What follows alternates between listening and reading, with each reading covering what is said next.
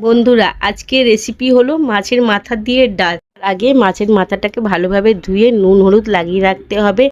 গ্যাসের উপরে কড়াই বসিয়ে সোনামুগ ডালটাকে ভালোভাবে ভেজে নিয়ে ভালো করে ধুয়ে সিদ্ধ বসিয়ে দিলাম। কড়াইতে সর্ষে তেল দিয়ে তেল গরম হয়ে যাওয়ার পর মাথাগুলো ভালোভাবে ভেজে নিতে হবে। তারপর ওই তেলে জিরে ফোড়ন দিয়ে পেঁয়াজগুলো দিয়ে দিতে হবে। পেঁয়াজগুলো ভালোভাবে লাল করে আদা রসুন টমেটোর পেস্টটা দিয়ে দিতে হবে।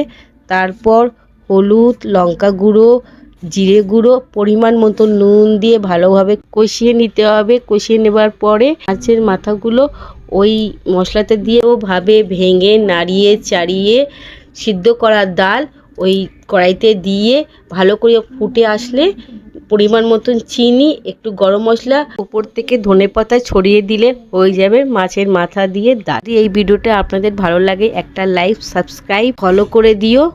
দেখা হচ্ছে অন্য ভিডিওতে। হর হর মহাদেব।